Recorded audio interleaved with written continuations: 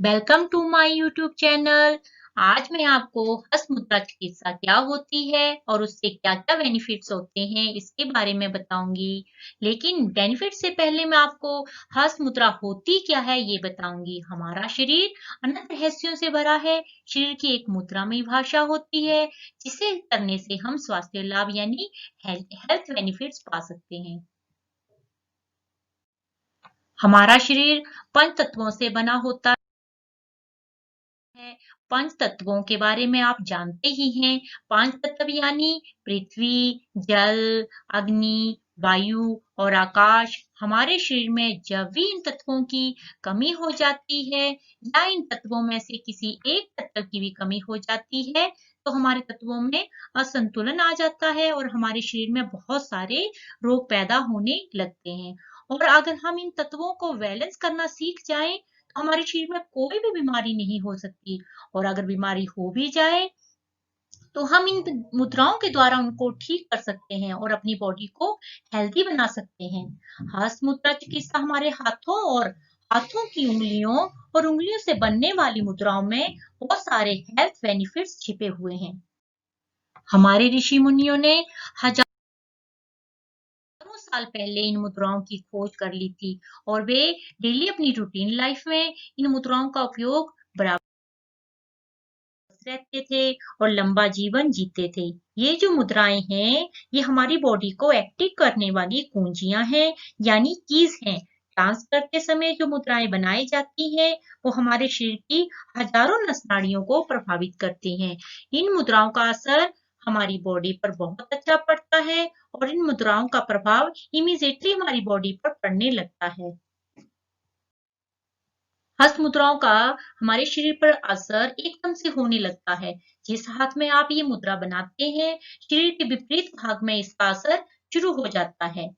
इन मुद्राओं को करते समय आप वज्रासन में, सुखासन में, पद्मासन में, जिस मर्जी चाहे आसन में आप बैठ सकते हैं। अगर आप किसी आसन पर नहीं बैठ सकते, तो आप चेयर पर भी बैठकर इस आसन को कर सकते हैं। बस स्पाइन को सीधा रखना है और बस पेट थोड़ा खाली होना चाहिए। खाने के एकदम बाद मुद्रा को नहीं करना चाहिए। सुबह शाम आप इसे खाली पेट करना चाहिए। इस मुद्रा को डेली 30 से 45 मिनट तक करना चाहिए, तभी तो पूरा बेनिफिट्स हो सकता है। एक बार अगर आप नहीं बैठ सकते तो 15-15 मिनट करके दिन में 3 बार भी कर सकते हैं। इन मुद्राओं को आप सोते समय भी कर सकते हैं। आज मैं आपको ज्ञान मुद्रा के बारे में बताऊंगी। वैसे तो बहुत सी मुद्राएं हैं। ज्ञान मुद्रा को ध्यान मुद्रा भी कहते हैं और इसको करना कैसे है इसके बारे में बताऊंगी। तो इसको करना ऐसे है, अंगूठे को तर्जनी उंगली के सिरे पर लगा दें, यानी थंब को आप इंडेक्स फिंगर से मिला दें। इस मुद्रा के बहुत सारे बेनिफिट्स हैं। इस मुद्रा से मेमोरी भी बढ़ती है और कंसंट्रेशन भी बढ़ती है। पढ़ाई में मन लगता है। जैसे कुछ बच्चे होते हैं पढ़ाई में तो वो बहुत अच्छे होते हैं, लेकिन पढ़ाई में उनका मन नहीं लगता, वो टिक कर नहीं बैठते। जब भी वो पढ़ाई करने बैठते हैं, कभी वो उठ जाते हैं, कभी कुछ करने लग जाते हैं, कभी लगता है ये करूं, कभी लगता है वो करूं, लेकिन पढ़ाई में नहीं मन लगता और उनका ब्रेन में भी कुछ नहीं जाता। जिन बच्चों का पढ़ाई में मन नहीं लगता, अगर हम उन बच्चों को डेली ज्ञान मुद्रा कराई जाए, उनकी पढ़ाई में कंसंट्रेशन बढ़ जाती है। जो बच्चे लगातार पढ़ाई करते हैं, जैसे कि किसी टेस्ट की तैयारी करने में लगे होते हैं, उनको लगातार कई-कई घंटों तक पढ़ना पड़ता है। मैं उन बच्चों को बताना चाहती हूँ कि वह कुछ घंटे पढ़ाई करने के बाद बीच-बीच में ज्ञान मुद्रा को कर लें, तो उनका ब्रेन थकेगा भी नहीं और कंसंट्रेशन भी अच्छा बना रहेगा।